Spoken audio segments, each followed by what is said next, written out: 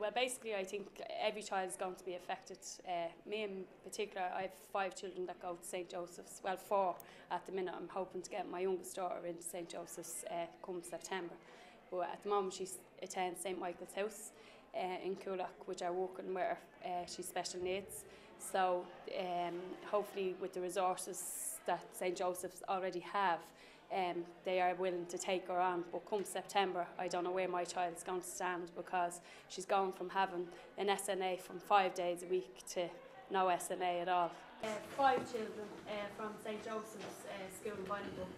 I have 4 children in the school already, and I have a little one with special needs due to start in September, which is a big worry for me, because I don't know what my child needs, the resources, and she's not going to get it. I need to know where I stand for September for my child. Okay, thank you. Yeah, maybe that's a good idea if you want to stand up. They're going from our schools and they're employing them somewhere else, and they're paying them. Why can they not leave them in their schools and send them to somewhere else? They're still getting paid, so why can't they leave them here? Yeah, okay, thank you. We take one more. Okay, yeah, thank you. I have to say, when we were at the literacy rollout into the Patrick's College in Drumcondra, Rory Quinn was there, and he has seen the way the Deis is working. He has, as everybody knows, the statistics and everything is way above average. They want to copy after this school to follow. Aodhan, you were there and you've seen how well it has worked. Why are they trying to cut this now and take our teachers out, our children? At the end of the day, the recession at the moment is, the answer to the unemployment at the moment is, take people off the dole and put them back to further education. And now what are they trying to do? Cut education at the root. It's their children, it's their education, and it's their future. It's not his choice, it's their right.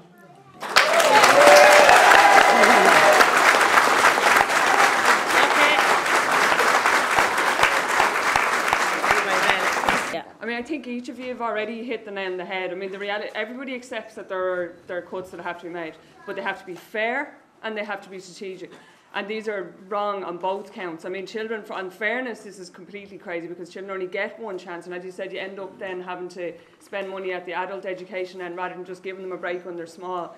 And they're completely illogical, even on economic grounds, because as even Tommy pointed out, the studies show that the resources are getting the results. So they're paying for themselves, both in the current sense, but also in saving a fortune for the state in trying to help the same kids when they're 15 or when they're 25 or when they're 50. And you're spending so much more trying to play catch up then rather than giving kids a break at the start. But I just want to say, I suppose, that it's great to see so many people here, because this can be changed. I mean, we saw during the week that the Minister for the Environment was able to find €20 million, more than what we need here, for septic tanks in rural Ireland, because people all over the country went to public meetings. In every town in rural Ireland, they went to public meetings over the last 2 months and they said enough. And all we've had so far is the Minister saying that he'll review it. He said that 2 months ago. We're no closer to a solution.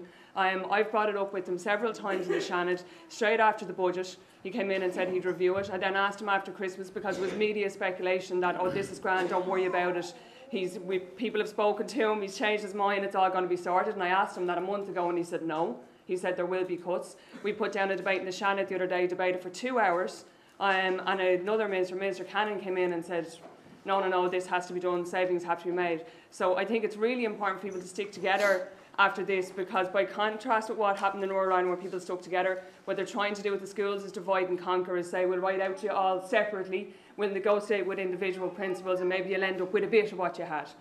We need people to stick together and actually fight for the kids. And I think it's great to see the passion here, both from parents because their own kids are affected, but from the teachers who've rightly pointed out that it doesn't make its slightest difference to whether a teacher will have a job in September or not.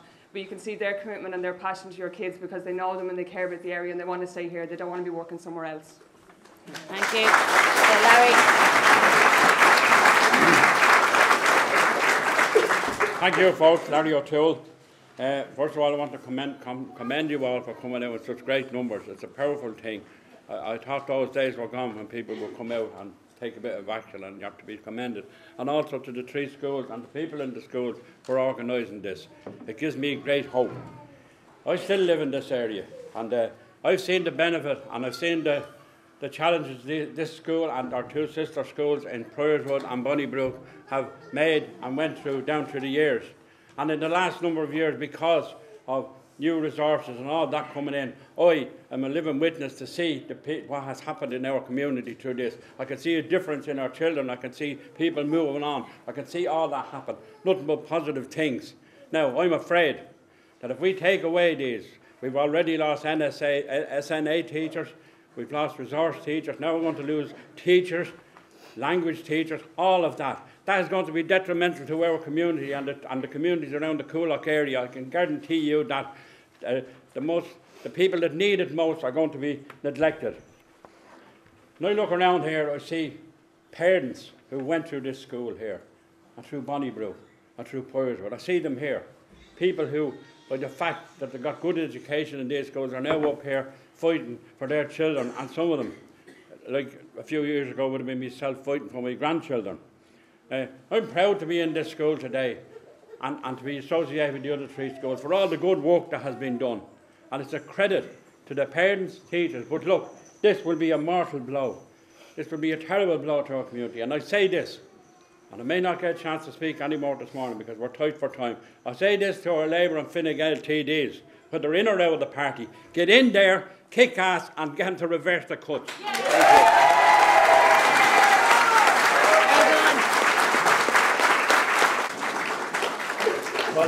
Well, we've heard talk about letters maybe next week and seeing it in black and white, and I hope we do. And as the presentation said, I hope it's a full reversal of the cuts, not partial, not picking people off, not a bit here, a bit there. We want everything back that was cut, and not only in this budget, but in the previous budgets. Yeah. Now, what we do have in black and white is the vote on the budget. The government TDs represented here voted for the budget. A couple of weeks ago, our party, Sinn Féin, put a motion down in the Dáil calling for the reversal of the Deis cuts and the other education cuts. The government TDs here voted against that motion. The amendment they put to the Sinn Féin motion that they supported said that they asked the Dáil, and they voted for this, to acknowledge that the plans set out by the government in Budget 2012 form an important step in returning Ireland's economy to a sound footing and regaining our economic sovereignty. Now, how can you say that taking teachers off children and depriving communities like this is returning Ireland's economy on a sound footing? It is anything but that. That is a lie. Okay. Right. Now, just to say, and finally, I don't want to continue on. I've been coming to this area for many years.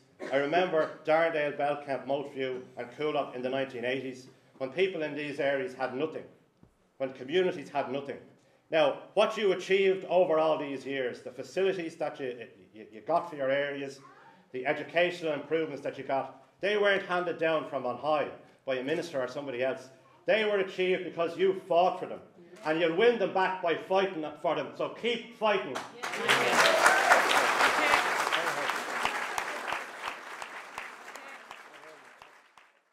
The minute you interfere with our children, you'll see mothers and fathers fight tooth and nail for the education of their kids.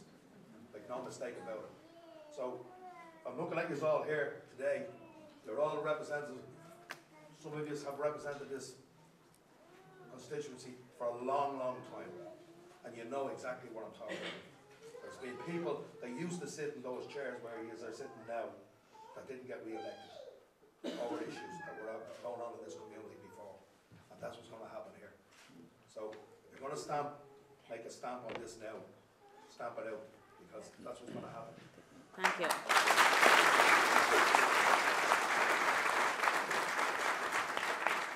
So I'll bring home the message from the people of Darndale, Bunnybrook and Priorswood that the cuts to teacher resources in our schools is totally unacceptable. It would seek to unravel all the great work that's been done by all the residents and parents and community leaders of our areas, our parishes, for the last 25 years, and it can't be allowed to go ahead. Well, I was on the march there a couple of weeks ago outside the department. I'll be at the next one if it gets that far. I hope it doesn't.